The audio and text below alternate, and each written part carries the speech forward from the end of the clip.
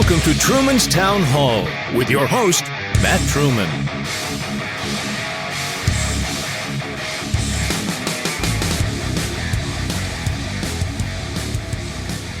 Hello. This is Matt Truman. Thank you for downloading this episode. Thank you for sharing with a friend. Today on the podcast, we're going to bring on Frank Wylie. He's running for city council in the city of Huber Heights. So we're going to bring him on for an update on what's happening back in my hometown, Huber Heights. So without further ado, ladies and gentlemen, Frank Wylie. All right, ladies and gentlemen, I'm here with Mr. Frank Wylie. He's running for city council in Huber Heights, and he's agreed to come on the podcast, give us an update on his campaign and what's happening in the city of Huber Heights. Mr. Wylie, thank you for joining me here on Truman's Town Hall. Thank you for having me, Matt. A lot of exciting things are coming up. We're going to actually have the Marigold Festival coming up, and myself and my campaign team are going to be down there at the Marigold Festival with some giveaway stuff, an opportunity for some meet and greets. We're going to be coming around to the different neighborhoods all throughout Ward 3, and we're going to be engaging with folks and talking with them about what's on their mind, and encourage them to come out on November 2nd for Election Day and vote Wylie for Ward 3. It's starting to ramp up to November. I'm pumped. I'm excited. I'm full of energy for it. I'm fired up for it. The primary got it going. The council meetings and direction that have been going on lately have got me even more fired up for the citizens to get them a voice up there and get some actual back and forth dialogue going between our elected officials and everybody else here in the city that has questions. Awesome. What's new with the city? Where are we at now? I know they just had the census revealed. Looks like Huber Heights has grown its citizenry. How do you feel about that? Well, the 10-year look back, it does make sense based on what people have been seeing and what they've been talking about by increased traffic flow. There's been a lot of development going on over the past 10 years, so it wasn't surprising to see the increase. The thing I'm going to be really interested in is when they go back to redistrict here coming up, I believe in October, how the different wards are going to look once they're spread out and evened up like they're supposed to be per the charter. It's the growth is noticeable, and it really wasn't a huge surprise to see just based on paying attention in the last 10 years what's been going on in the city. But it is a sign that we are attracting folks to come here, and now we just have to be good stewards of their trust to live here, as well as how we handle the development moving forward, that we support the folks that we have and make sure that this town maintains its feel and what it was founded for. What are you hearing from citizens about the growth in Huber Heights? There's some, it's kind of a mixed bag of responses. There are a lot of folks that are encouraged by the growth. They're kind of excited by it. But there are some legitimate concerns about traffic flow, number one, within the neighborhoods, not just on the main streets. Because when Huber was developed back in the day, it was a bedroom community that really has two main arteries running north and south, and then everything kind of ladders off of those. And as we get bigger, the ingress and egress from the city being forced onto mainly Brant Pike and Troy, it's causing some congestion now. So there's a lot of concern about some of the developments going further into the neighborhoods, that now that congestion that they're seeing on the main arteries is going to start trickle back into the neighborhoods. And there's been some concern about whether or not the school district can support the influx of new students, because they haven't passed a levy in a long time. And so they had to do a lot of cuts. They cut busing to a lot of places. They cut some teachers back, consolidated classrooms and program offerings a bit. There's an ambitious plan out there by Basora. The strategic plan for the school looks good on paper. I hope it's doable, because that would be absolutely positively benefiting all the students here and the families when it comes to how our school performs. The question I have on that is, without a levy passing, where's the funding going to come? And especially if we keep adding more students into the school district that's already got plenty of students to go around, and the teachers have been saying for a while that they would like some help. Right. So, with your campaign, you're running against Kathy Baker. Is that correct? Yes, Kate Baker is also running. She is the current appointed Ward 3 representative. So, I've paid attention quite a bit, but I haven't seen what she has brought to the dais. What are you, any good ideas? What ideas are you going to bring that you don't feel that she's been able to do for the citizens of Ward 3? Well, I definitely, and tonight was a prime example, I want to be approachable. I want people to be able to ask questions and get responses from the city. I tried to get that tonight myself, and it was shut down. I signed up to speak on the Manita Fields item. If folks were watching tonight, or if they look on the agenda, it was item 11J, where they were putting the additional bike amenities out there. And listening to the work session, Josh King even talked about when he was asked directly if anybody in that area had been surveyed or asked what they might like that to be developed into, what amenities they would like in that area. Not even the church, Effort for the Heart that's over there, so Great Canadian Effort for the Heart didn't get a say in anything. The neighborhoods out there, all the streets around us, a lot of folks that live around the field. And we're used to, up until, I want to say it was 12 or more years ago, there was a city public pool out there that, and the baseball diamonds were more utilized, so that was brought up as a counterpoint tonight, that they were used to noise and stuff out there, and it was already kind of set up as a public use area. But when I tried to ask the question, I'll say tried to, about what was different about Manita Field versus Dial Road or the Powell Road areas that they're looking to develop, when it came to citizen involvement in surveys and council members going out into those areas to walk the areas and talk to the citizens in the area to find out, and a direct quote from the mayor, what, if anything, they wanted out there. Why that didn't happen at Manita Fields, I was told from the dais that that was not the time or the place to be asking questions, and there would not be any back and forth question and answer dialogue. Even in the general meeting, when you're allowed to sign up and speak, that it was only for comments, which that can be ignored. But as an elected official, I wouldn't have a single problem, one, defending a decision that I made, a vote that I make, good, bad, or otherwise, if someone agrees or disagrees. Right. We're elected to represent the people. We're not up there to just do things and say the people's voice doesn't matter. And when I asked directly when the right time was to ask questions, because I tried to pose the similar questions at work session, was told that typically citizen comments are not allowed in work sessions, even though it's happened. There's precedent been set, and I kept going back to that word, precedent has been set. And I said, if we can't ask the questions there and we can't ask questions here in the general meeting, when can we ask questions, get answers from this body? I was not given a response other than the mayor controls what questions can and can't be asked and where and when they can be asked. So the mayor was shutting you down from the dais. That is correct. He did make a comment towards the end of that all, that if anybody from the dais wanted to give me a response to my question, they could. But that was not what that time was for. I did get a response back from Richard Shaw, and I got a response from Glenn Otto. I did not hear anything from Kate Baker, and I would have thought she would have been probably the first one, since we are political opponents, to kind of jump up and at least express her thoughts on that matter, since we all seem to be running on a similar platform that says citizen voices matter, people over politics, transparency, open and honest. And I'm willing to walk the walk. I'm not against developing Manita Park out. I wanted it to be done correct. The skate park and the BMX park were asked for by the citizens to be out there. They were put out there. It was a good idea. They're working on drainage to make sure it doesn't inadvertently affect Fishburg or the church that already had some drainage problems.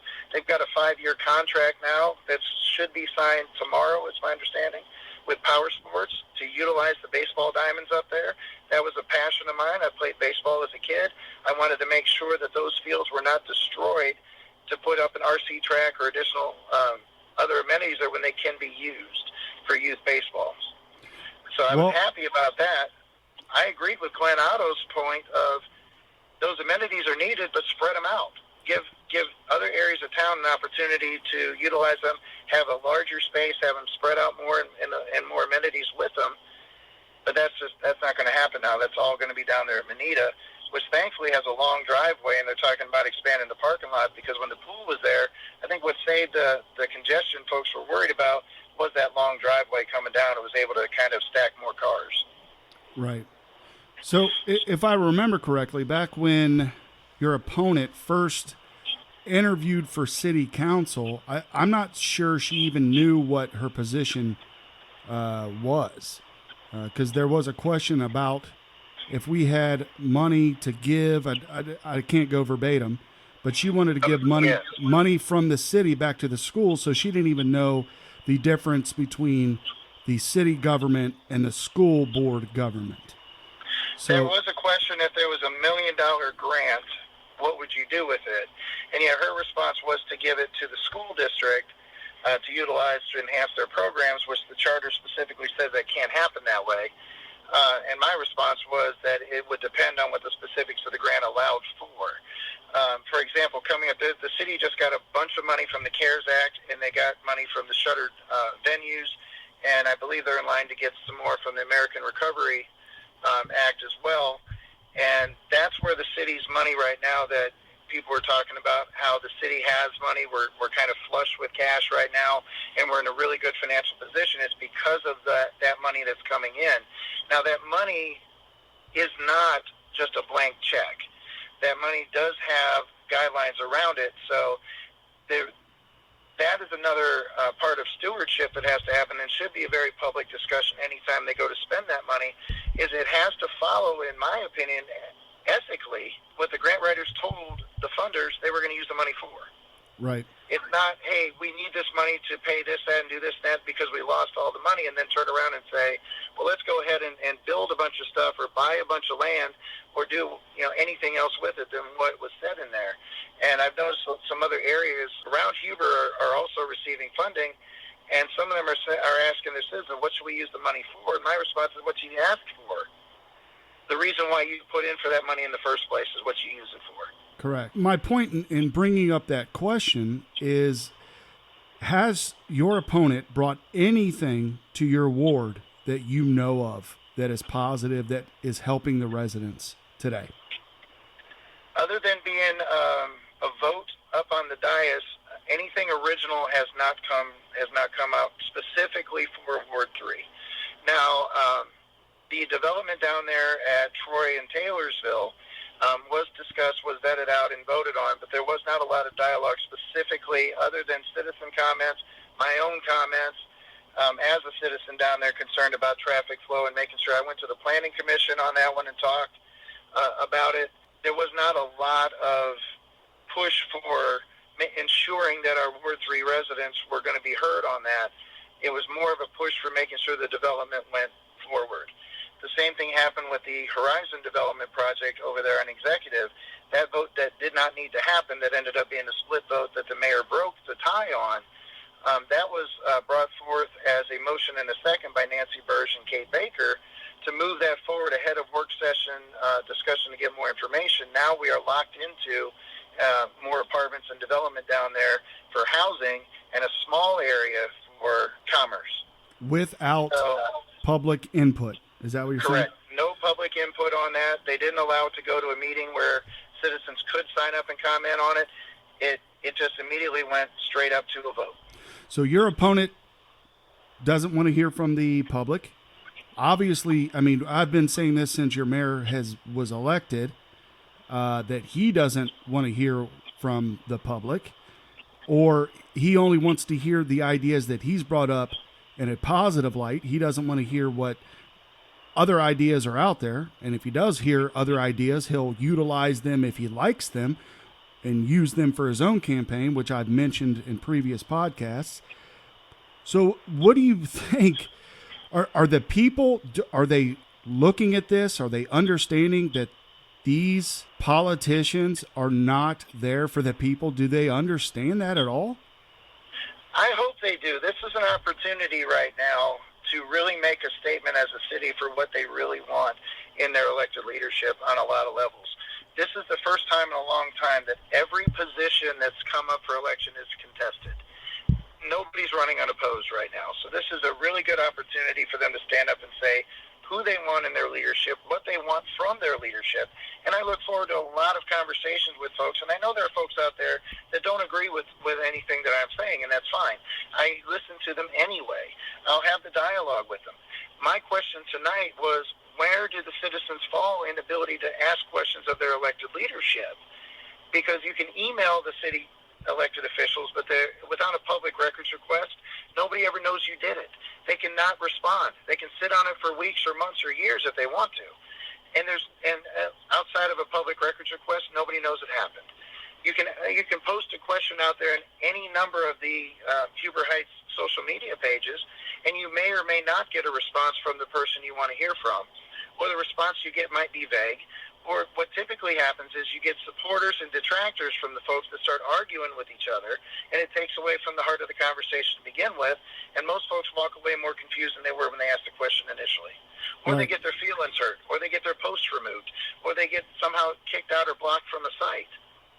So not being able to have a direct public, and that is the best place to ask a question when everybody is there.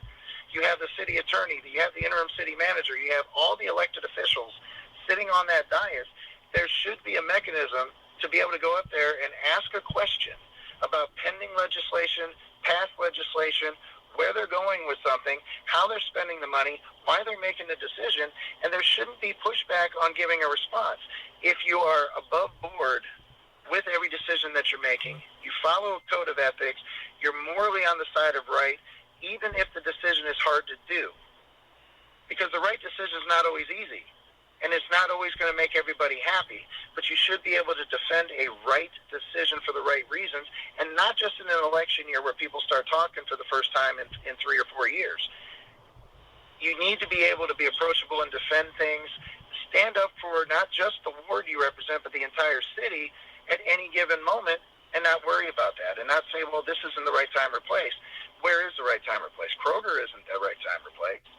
Well, it looks like the mayor of Huber Heights has decided what he will allow the dais to answer, what he'll answer, and what he won't. So it has to be a certain topic, but there is no defined topic that he will answer.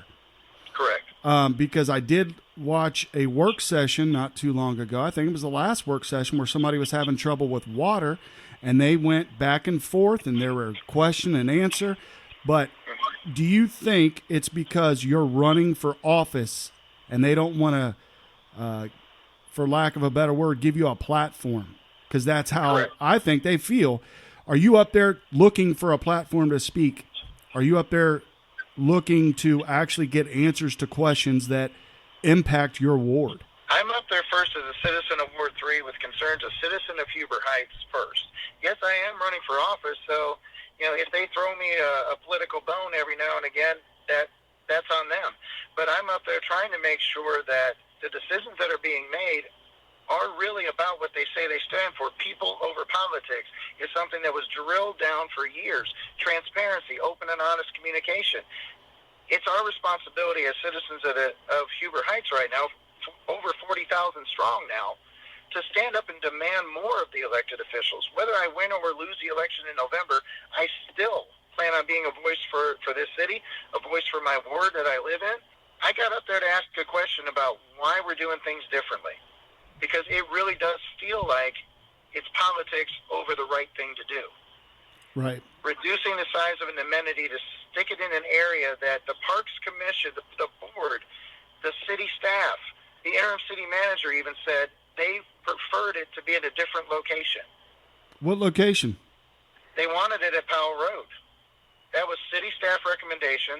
That was the Parks Commission, the board recommendation. That was Josh King's recommendation, was to put it out there behind the new community center in the large open space out in the back that's flat. It's ADA compliant, so our folks with developmental disabilities in this town could go and enjoy that just as well on their 2 or 4 or 3 wheels, whatever they want to use, as anybody else could. Over at Manita Field, they've got that hill that they were adults even in there talking about how that they might be hard-pressed to get up and down that hill on that skills loop they want to put around. And it's going to be smaller. Right. So we've taken an amenity that could be used by more people, confined it to an area to try to make it a destination attraction, claiming there may or may not be adequate parking. They didn't even fully address that question yet. They were waiting for information back, but they voted it forward anyway to make sure that that can handle that. The neighborhood didn't say that they necessarily wanted bikes riding up in the woods behind their house. That was one of the number one reasons why the Dial Road project failed, was the neighbors there didn't want on already established trails mountain biking to go around up and through there. And was this a certified study? Or was No. just the word of certain people? This was citizen comments that came in when the Dial Road project was being vetted. There were a lot of citizens that were allowed to come in and ask questions and make statements. Those meetings lasted hours of dialogue to eventually get to a point where they tabled Dial Road for the bike amenities indefinitely, but not for all park purposes. So now they're surveying the folks to find out what, if anything, they want at Dial Road. And there's talk that they're going to be going out and surveying. I know Vince and Josh were putting together some surveying to be done for the neighborhood around the Powell Road site to see what kind of amenities they want there while they're fixing up what's already there. So who ultimately made the decision to put since you're telling us that most everyone wanted this new park that's going in at Manita to be at Powell, who made the ultimate decision to put it at Manita? Well, the dialogue about it got pushed and turned as a compromise, and city staff were kind of directed by the mayor himself to kind of look at Manita Park several different times. There were points where Time out. 1 second. When did the mayor have that direction? In open meetings. He's not a council person with a vote other than a tie. No. Correct. He's supposed to just be the meeting facilitator. He is supposed to be a weak mayor, and that's governmental terms. There's strong mayors and weak mayors. He's a weak mayor. So how is he allowed he's got to be allowed by the other council members to make these decisions to direct staff to do these certain things. So how does that go down? Well, if you rewind and look back at several meetings prior, you'll see that the dialogue coming from the dais, coming from the mayor, and he has support of some council members to push it that way towards Manita in spite of the recommendations. And I don't know what their motive might be behind that or not, but pushing for a destination park, and the literal quote was, "Let's go big, let's think big," came from Mayor Jeff Gore. And he has been using his position up there to control the meetings to kind of talk about that a lot. And he would sit up there and talk a great deal about it. And then he would make a recommendation back to council saying, well, this is my opinion, this would be my recommendation. And then all of a sudden that shows up as an agenda item for a work session, turns into a vote, turns into legislation, or turns into potential legislation, all around kind of his vision for creating a regional bike and skateboard destination park, and he wanted it at Manita Field. Didn't want it anywhere else, didn't want any amenities anywhere else, wanted all of it there, centralized at Manita Field. And he even was talking about taking out the baseball diamonds for RC tracks. Interesting. And that was even knowing that Power Sports was in negotiations to try to get a 5-year deal, and all they wanted the city to do at the Parks Department to make the fields, get them back to where they could start fixing them up. So has there been any citizen feedback that this is what they want at Manita Field, or has it been a majority that they wanted it on Powell Road? There hasn't been a whole lot of citizen comments about where the stuff should go. When the skate park and the BMX park was talked about, they had some kids come in, they had some other folks come in saying that they would use that for rollerblade, roller derby, skateboarding, and biking, and that would be something good to do down there. And that's why that first part of the legislation made perfect sense. The only real comments that have been going on from citizens was about Dial Road, that they didn't want those amenities up there at the Dial Road location. So then the alternative compromise was presented to utilize the area behind the community center, and that was met with opposition from a couple of specific council members as to what the new community center was going to be for, and that it would take away from some of the usage back there, and they wanted gazebos maybe, or they wanted it to be a venue kind of a thing out there, and that came from just a couple council members, but there hasn't been publicly citizens coming in talking about the Powell Road location at any meeting I've attended. So this is strictly on the direction of the mayor of Heber Heights. And with support of a From his majority voting friends. council. I mean, I'm just going to say it. It's his friends because they are. He's ran with one of the council members, and another council member was a supporter of his campaign, a contributor even, and then he's done some other political stuff with other council members. So it's the I'll scratch your back, you scratch mine politician thing. I don't know. That's my opinion.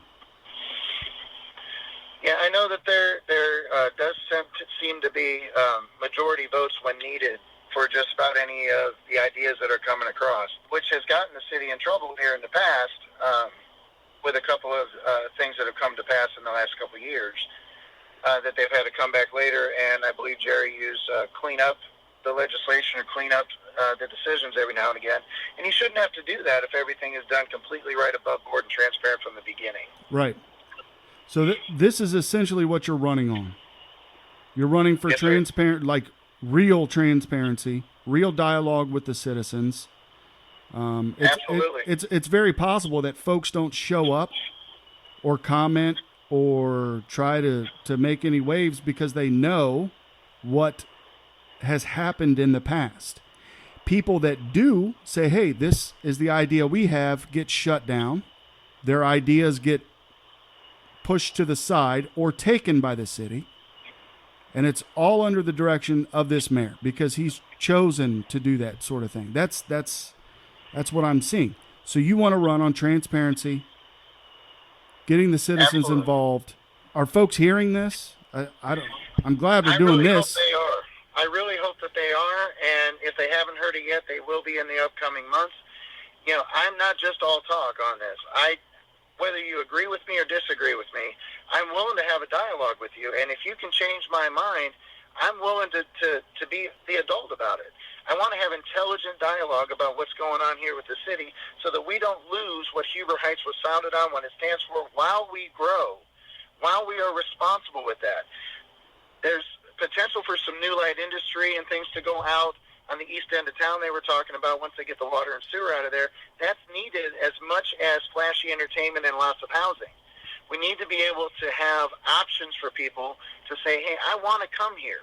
We need to be able to ensure that the tax dollars that need to go to the schools can, and we need to hold the school board accountable as well as the city government by going to those school board meetings and demanding what they want from the schools to make sure that we have a good, solid city when it comes to the city government, growth, school districts, athletics, extracurriculars, academics. Everything is supported well so that people really do want to, and as the motto says, come grow with us. They want to live here. They don't want to just pass through. They want to buy a home. They want to think about that if they're renting right now, what their options might be. And they need to be able to come to their elected officials and say, hey, I didn't like that decision that you made, and here's why. And they be receptive of that just as much as the kudos of, hey, that was a great idea. That was awesome. Look at all the amazing things that have happened. Nobody's perfect. We're all human. We're going to make a bad decision once in a while. That should be able to be put on the table as openly and honestly as every good decision we ever make. Indeed. And that's why I'm running. That's why I decided to do this. That's why I'm putting my name out there. That's why I stood out in the rain in the primaries when it was trying to blow me away to try to talk to people that were going to the polls. I'm there. I'm going to be in the trenches for them, and I'm going to ask the hard questions. Right now, I'm one citizen vocalizing my thoughts and concerns. I'm one vote in any given election. Up there, I can speak for more people.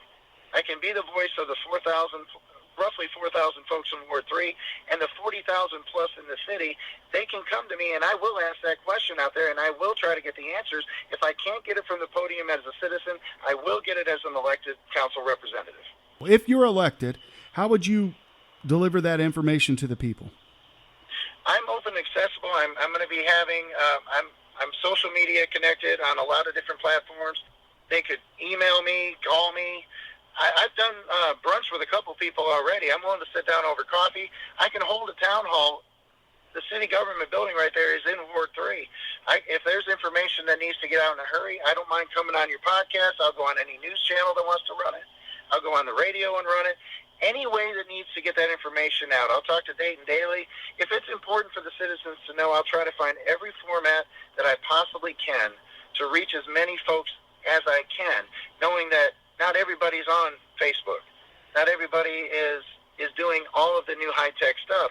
So traditional methods are kind of being glossed over, and we have a whole generation that's probably not as comfortable as some other generations with the tech that's out there. So any method that the citizens needed to come out, I'm there for it. And there shouldn't be anything discussed outside of maybe legally protected executive session that the citizens shouldn't have access to in a timely fashion. Do you think that's still happening? I know when I was in the city, it happened quite a bit. Executive sessions? Oh, no, backroom meetings or outside meetings where council members get together and decide what's going to happen at the next council meeting at a dinner. It's possible. I mean, it can be difficult sometimes to remember that you have to separate personal and business and politics at times. There are, folks that have grown up together here in the city that may find themselves in elected positions with each other have to understand how it looks when you're out to dinner with the same people that you're voting for things with. They have to understand how it might look if you go to a concert and sit together. It's going to raise questions, but it should. And if it's above board, everybody involved should be able to answer that, to say, hey, we've been buddies for 30 years. There's no problem with that.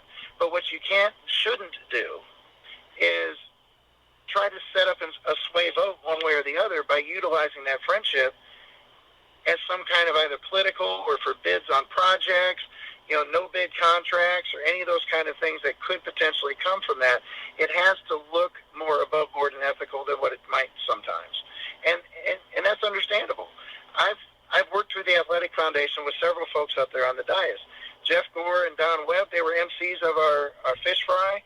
A lot of elected officials attend Cookies with Santa and some of the events there. I've known some people for a while outside of their role in the government. So knowing that as well, I know how it would look if I go out to dinner with somebody and sit down. The perception may be that we're talking shop and that somehow we're setting up something nefarious.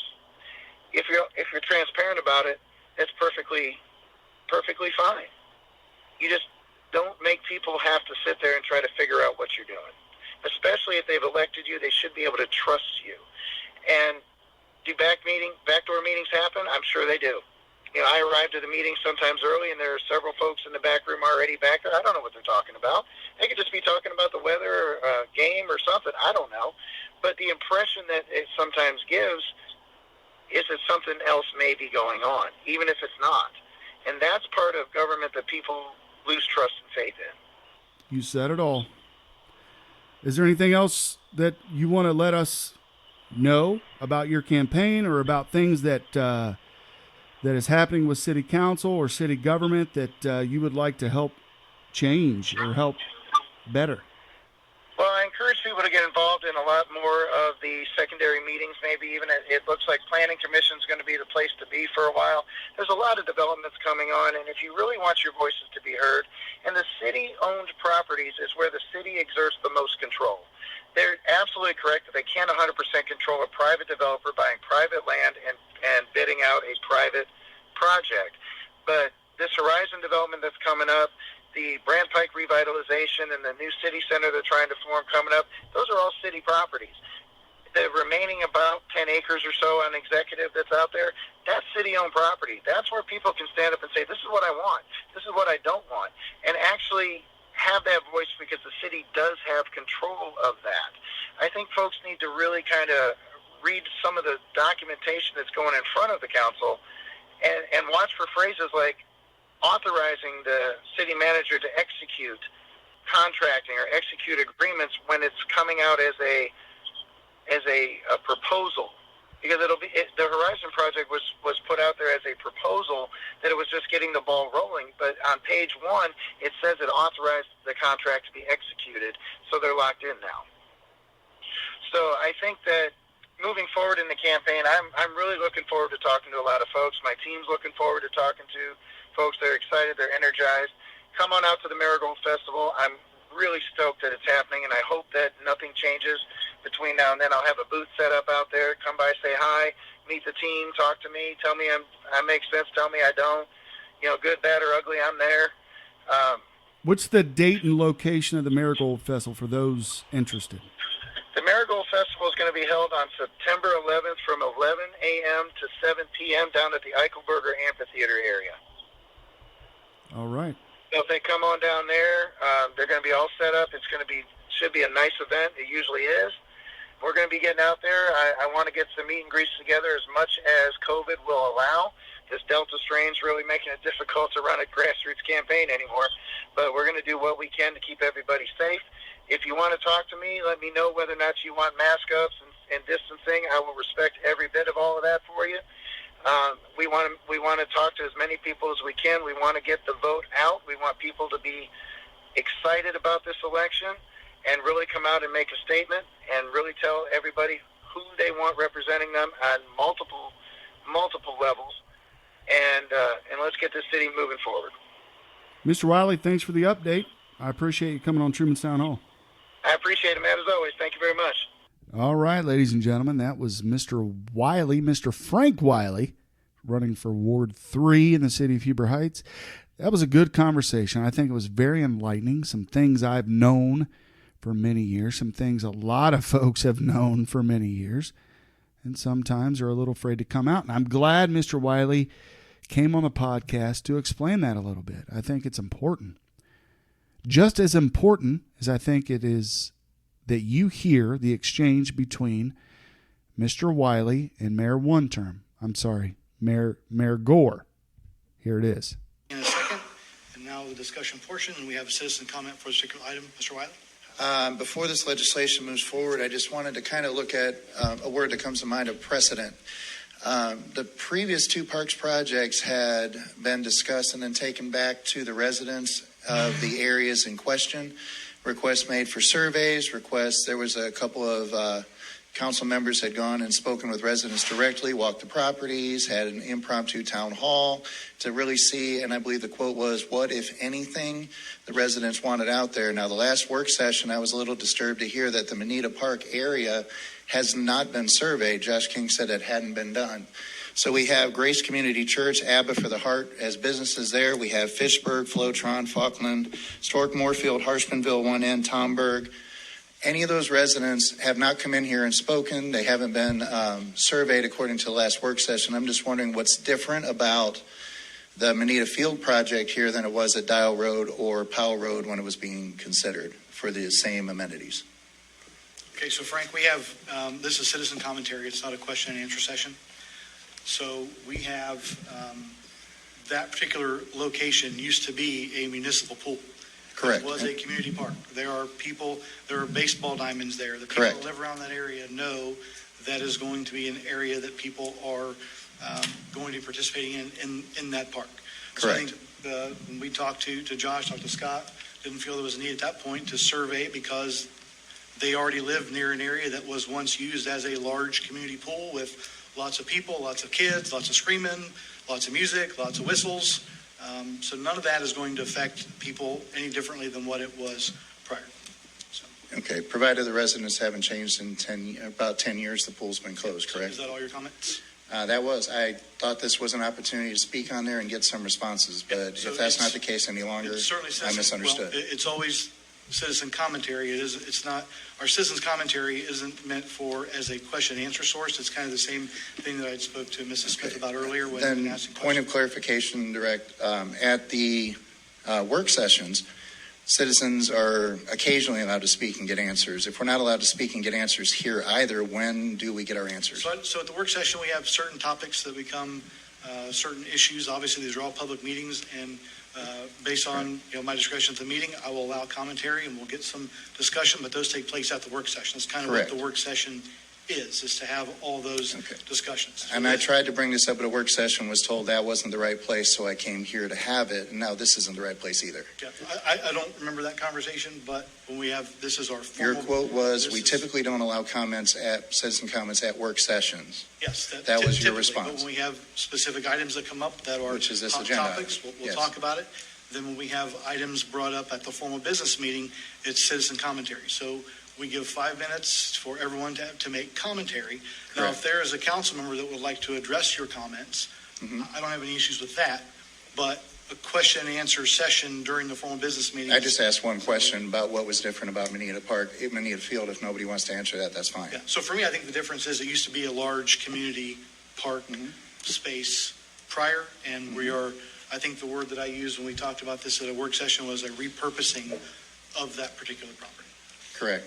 But the citizens had no input in the repurposing was my point. At this point, no, yes, you're correct. Thank you. Yes, Richard? Thank you. Mr. Wylie, I'd be more than happy to address some of your comments. I will tell you that it is my recollection that not even the Parks and Rec Board voted on these amenities going at Manita. Additionally, I was not aware of any Parks and Rec Board and Commission members that were notified of any surveys or communication that took place in that general area or speaking with Grace Community or Hearts for ABA or any of those other residents. So with that being said, I'll say this. Due to some of the other previous comments by folks here on this dais, this is about compromise number 5 for me, which I'm going to approve tonight with my vote for the simple reason that it is saving 2 baseball fields. And we are able to bring in additional youth sports that's going to better our community instead of destroying those fields.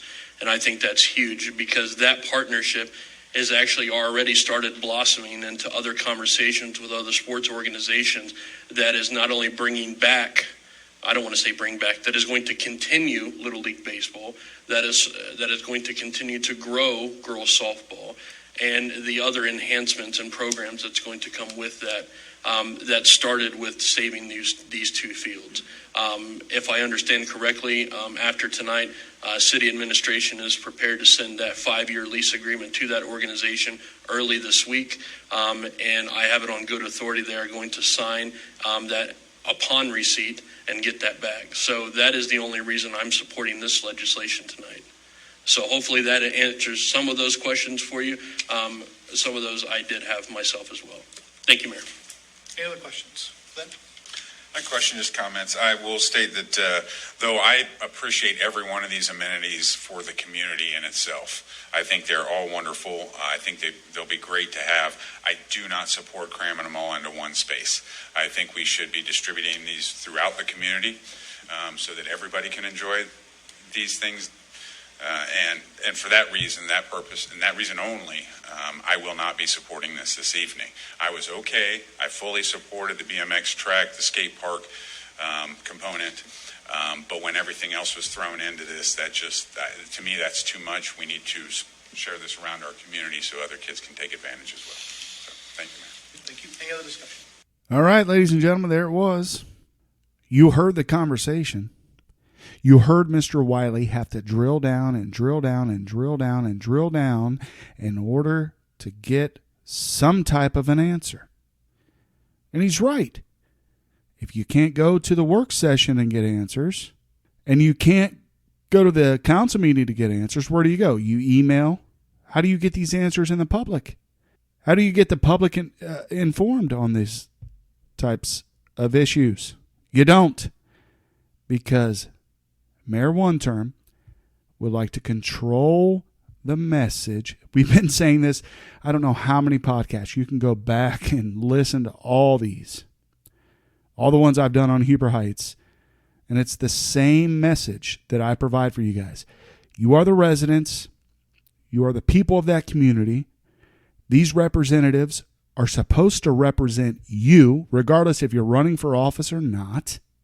They're not there to control everything. Yet, what is done? It's control, control, control, control. And then, on social media, we'll pretend like that's not what we're doing. We'll pretend like we're people, not politics. But it's actually politics, not people. This is how this city has been ran for the last 3.5 years. It's just the way it is. If you like it, you're going to vote for him. If you don't like it, you're not going to vote for him. If you want, in my view, if you want a representative or representatives that work for you, you'll vote a certain way. If you want representatives to control everything, you'll vote a certain way. At the end of every meeting, council is given time for council comments where the council members are able to give comments. Listen to Mr. Gore, Mr. One Term. Listen to him. He butts in on everyone. Oh, that's my idea. That's my idea. I love that. I love this. We're all great. This is me. This is me. It's all about me. I've done it all.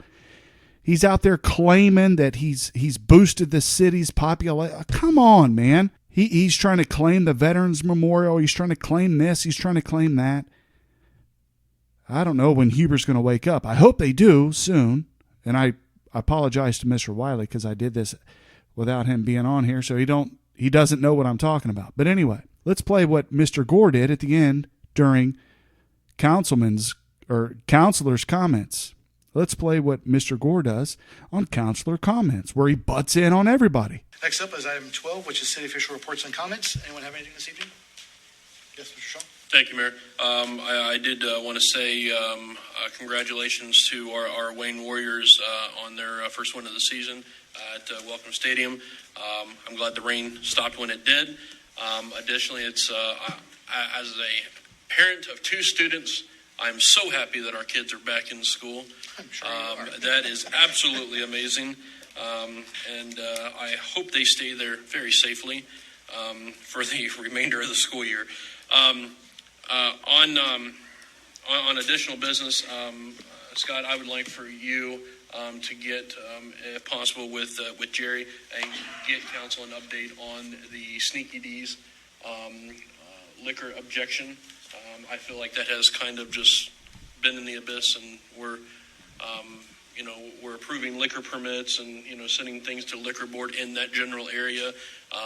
I know for secondhand knowledge that that operation is still going on.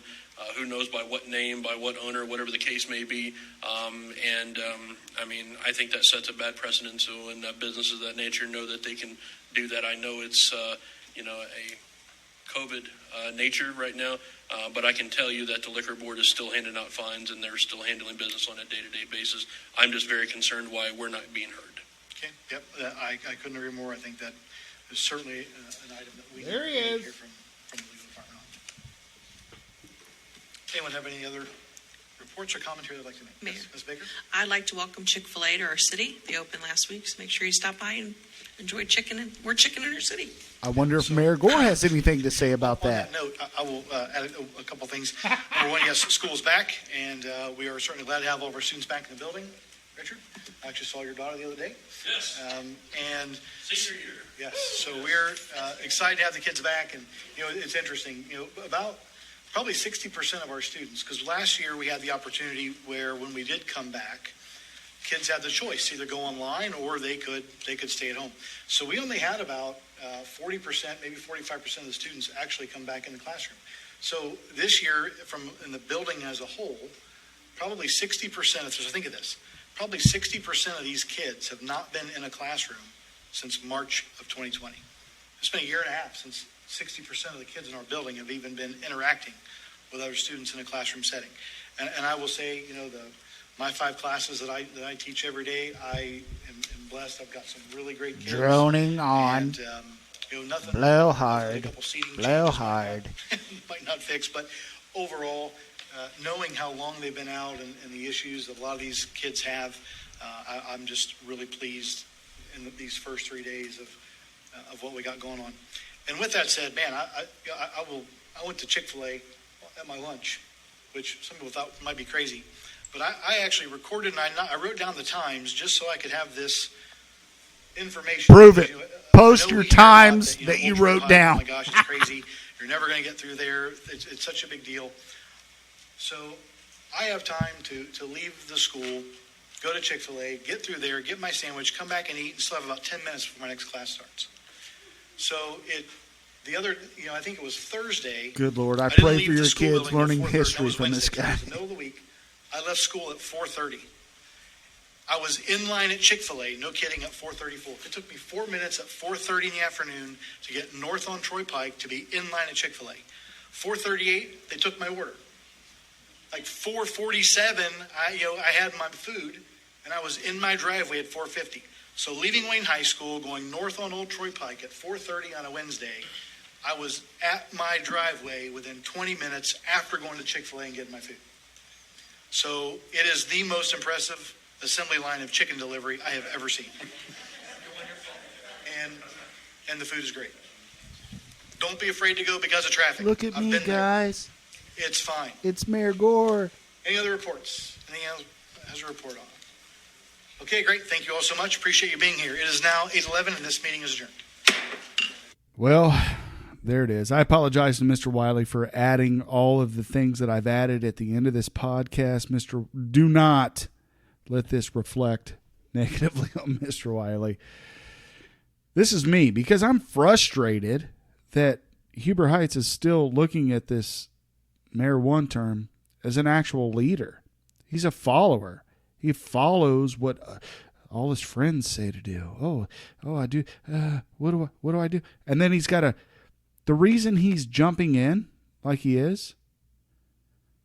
Why do you think that is? He's in the middle of election. He's nervous. He has a candidate that actually has support. All right. I don't know. Maybe I went too far on this podcast. I don't think I did. The email is truepodcast@gmail.com. We'll read it on here if I did. I'm not afraid. I've invited Mayor one term to come on the podcast. He won't. He can't because he knows that I know a lot. And he's afraid to come on here and ruin his chances of becoming your mayor. But he won't. I don't think so. That's my prediction. Mayor one term. That's why I've given him that name. Ladies and gentlemen, the next podcast we're going to talk about Ohio House Bill 248. There was a little thing that happened on House Bill 248 today. It was a hearing. Proponent and opponent testimony in Columbus, Ohio today. Here's a little video I did. It's over on Truman's Town Hall podcast page, but I'll play it for you before we roll out of here. Hey everybody, it's Matt, Truman's Town Hall podcast. Today I watched the House testimony for House Bill 248. House Bill 248, as you may know, is about COVID-19 and mandates and all these things. You can look it up. I won't drone on about that.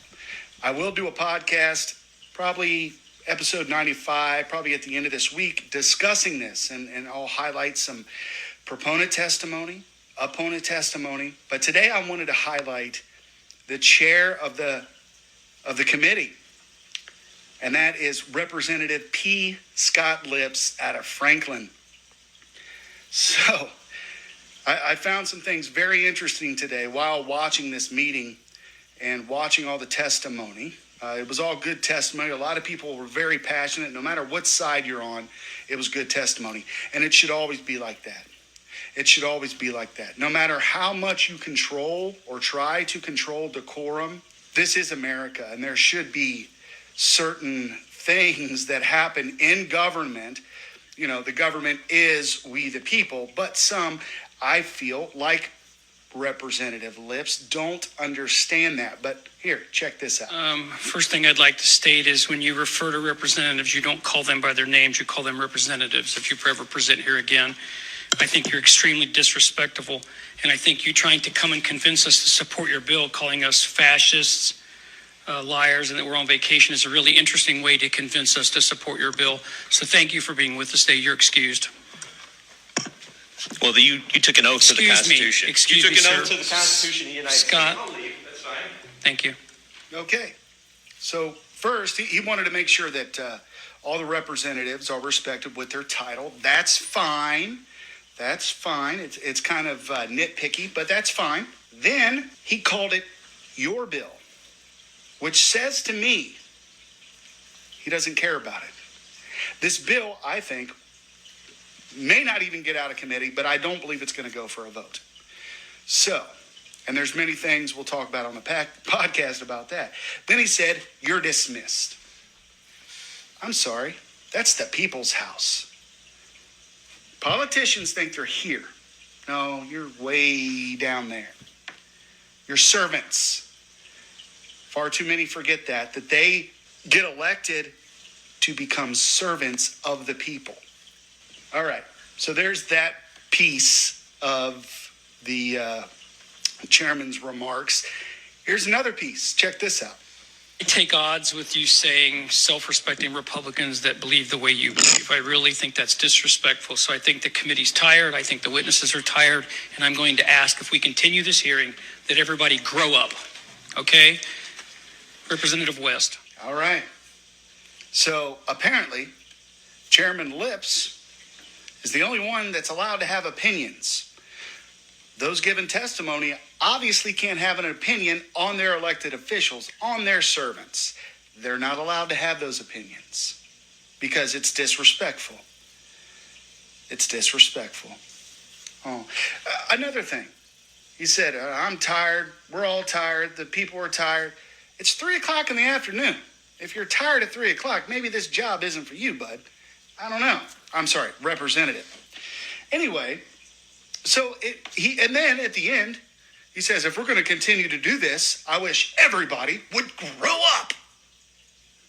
But watch how he adjourns for their 10-minute break. Check this out. Committee, we are beyond the 3 p.m. cutoff time.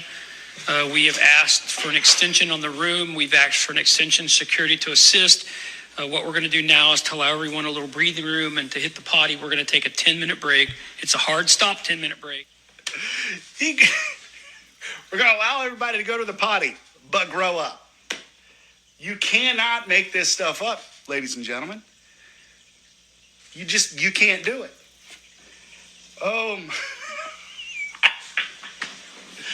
Let's go to the potty. All right, I got to end this video. There it is on the next podcast number 95. We'll talk about all this, and we'll walk through this a little bit more. We'll play some testimony.